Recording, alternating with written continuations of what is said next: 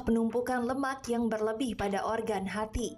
Kondisi ini dapat menimbulkan gangguan pada fungsi hati, yang seharusnya memproses makanan dan minuman, serta menyaring zat berbahaya dari darah. Perlemakan hati kebanyakan diderita oleh orang-orang berusia antara 40 sampai 60 tahun. Namun di zaman sekarang ini perlemakan hati bahkan sudah menyerang orang-orang yang lebih muda. Hani misalnya, di usia 34 tahun, ibu dua anak ini sudah menderita perlemakan hati. Gejalanya suka sakit di perut bagian atas ya.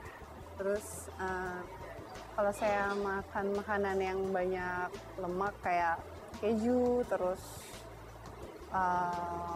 ya yang berlemak-lemak itu maaf di perut saya itu suka ada seperti cairan minyak gitu. Nah, kemudian itu nggak selalu setiap makan sih, cuman kalau terlalu banyak lemaknya keluar seperti itu. Terus coba ke dokter penyakit dalam, spesialis penyakit dalam, disaranin untuk USG abdomen. Nah, kemudian ketika USG abdomen dibilang ada perlemakan hati ringan ya, fatty liver. Seseorang dinyatakan mengalami perlemakan hati saat berat organ hati lebih banyak 5-10% dari berat hati normal. Gejala yang lebih jelas muncul saat hati mulai mengalami peradangan. Perlemakan hati terjadi saat tubuh memproduksi lebih banyak lemak, sementara proses pemecahannya di hati tidak cukup cepat, sehingga lemak tertimbun dalam jaringan hati. Penanganan yang utama dalam perlemakan hati adalah mengendalikan atau menangani penyebab penyakit ini. Hindari makanan berlemak ya, kemudian makan sehat, banyak minum air putih, sama ya ada obat dari dokter juga. Setelah menjalani pengobatan selama sebulan, Hani pun merasakan perubahan pada kondisinya. Ia pun berusaha menjaga kesehatan dengan menghindari pantangan-pantangan dari dokter. Biasanya makanan yang berlemak ya, kolesterol, yang berkolesterol seperti itu, sama yang manis-manis juga sebaiknya dihindari kata dokter. Perlemakan hati bisa juga disebabkan oleh suatu penyakit yang mendasarinya seperti MAH, di mana kemampuan tubuh seseorang dalam mencerna lemak mengalami penurunan. Nah, untuk tahu lebih lengkap mengenai penyakit perlemakan hati ini, mari kita simak pembahasannya dalam Ayo Hidup Sehat. Waduh dok, ini perlemakan hati itu apa dok? Iya, ini sudah ada dokter Irsan Hasan, spesialis penyakit dalam, yang akan membahas mengenai perlemakan hati nih dok ya. Silakan dok. Ya, tadi kita sudah lihat penjelasan mengenai perlemakan hati. Kalau di sana tapi yang kita lihat tulisannya adalah liver. Liver itu artinya hati yang warnanya merah-merah. Perlemakan hati itu per definisi ya, kedokteran adalah kadar lemak di hati lebih dari 5% dari keseluruhan hati. Jadi harusnya lemak di hati itu kurang dari 5%. Kalau lebih dari 5% kita sebut sebagai perlemakan hati. Jadi banyak lemak. Nah, sering diartikan ini liver, terus luarnya kebungkus sama lemak. Enggak, terselubung enggak, lemaknya itu masuk ke dalamnya. Jadi di dalamnya pun ada lemak. Nah, kenapa orang bisa perlemakan hati? Banyak penyebabnya. Satu karena faktor metabolik, karena gangguan pencernaan lemak di tubuh atau di hatinya. Yang kedua bisa karena obat-obatan, bisa karena alkohol. Sehingga sebetulnya bagian besarnya kita membagi, ada namanya ASH, ada NASH. ASH itu alcoholic steatohepatitis. Jadi berlemak hatinya karena alkohol. Non-alkoholik atau NASH adalah non-alcoholic steatohepatitis, dia nggak minum alkohol. Tapi di livernya itu juga banyak lemak. Nah, kok yang satu alkoholik, satu non-alkoholik? Ternyata walaupun dia nggak minum, terus ada perlemakan, lalu diambil jaringan hatinya, dilihat sama seperti peminum alkohol. Dan kemudian diukur kadar etanolnya sama seperti peminum alkohol. Makanya namanya non-alcoholic steatohepatitis. Nah ini sama seperti fakta dan mitos kita nih dok. Ya katanya kalau perlemakan hati disebabkan karena terlalu sering konsumsi alkohol. Fakta atau mitos dok? Ini Berarti fakta. Jadi ya? pada peminum alkohol bisa mengalami perlemakan hati. Sebanyak Betul. apa itu Ya Alkohol yang kalau alkohol yang dikatakan untuk pergaulan Iya. sekali-sekali sih enggak. Tapi kalau alkohol rutin minum tiap hari, Udah edik gitu ya, ya Dok. ada yang menghitung tuh 7 gram, ada hitungannya setiap hari berlangsung rutin itu akan menjadi perlemakan. Perlemakan. Oh begitu. Oke, nah dok, tapi ini menarik juga nih dok, di VT sebelumnya kita sempat ada yang membahas mengenai sakit mah. Ini ya dok ya, sakit mah katanya bisa ternyata menyebabkan Perlemakan hati. perlemakan hati. Nah sebenarnya itu tidak ada hubungannya apa? Tidak ada hubungannya. Kalau ini saya ditanya fakta atau mitos, saya akan bilang mitos. Mitos ya dok ya. Hati itu unik, jadi sarafnya sedikit, sehingga rasa nyerinya itu hampir tidak ada.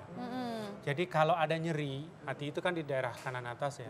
Kalau ada nyeri, lalu di USG ketemu perlemakan hati, kita harus berpikir dulu nyerinya itu bukan karena perlemakan, mungkin karena faktor lain. Contoh, orang dengan perlemakan hati banyak punya batu di kandung empedu. Jadi dari penelitian, lemak itu selain di hati juga masuk ke empedu terus jadi batu. Jangan-jangan nyerinya karena batu empedu.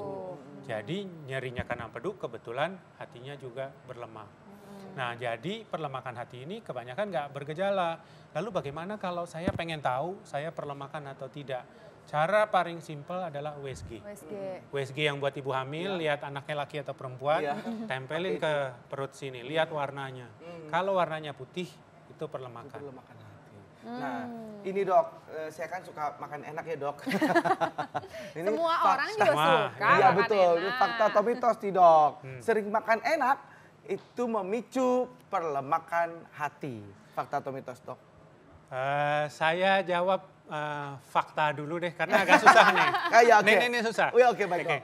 Sering makan enak, tapi makan enaknya cuma secuil. Ya. Ya, nggak jadi Betul. perlemakan hati. Iya. Tapi kalau jumlahnya banyak, kalori yang masuknya tinggi, itu yang jadi perlemakan hati. Intinya adalah sering makan enak, berat badannya naik nggak? Kalau berat badannya naik, berarti dia beresiko perlemakan hati.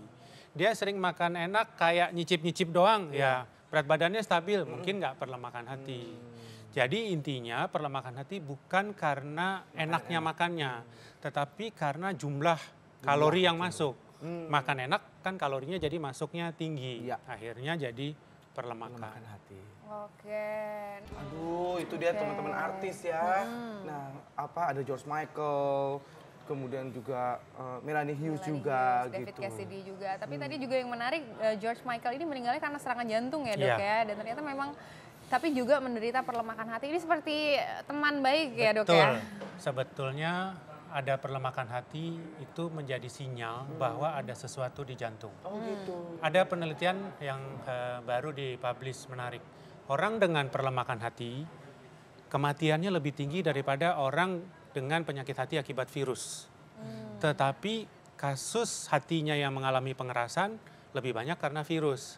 Tentu pertanyaannya, lah kalau hatinya nggak mengalami pengerasan, kenapa dia meninggal? Ternyata meninggalnya kebanyakan karena serangan jantung. Nah, makanya biasanya nasihat yang saya anjurkan adalah bukan obat dulu. Obat kan ada tuh obat yang membuat SGPT turun, tes fungsi hati membaik. Karena kalau obat, hatinya membaik, jantungnya enggak.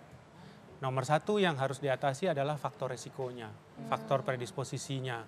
Itu apa tadi? Berat badan, turunin berat badannya, bukan obat dulu. Baik. Iya, nah berarti ini makanan juga ya dok, karena banyak juga nih perlemakan hati, terus orang mikirnya, oh nggak boleh banyak makan lemak gitu. Padahal gimana dok? Nah, ini salah kaprah. Karena namanya perlemakan hati, kalau kita lihat ibu tadi juga bilang nggak boleh makan kolesterol berminyak. Tidak. Sebetulnya nomor satu yang harus dihindari adalah makanan yang tinggi karbohidrat.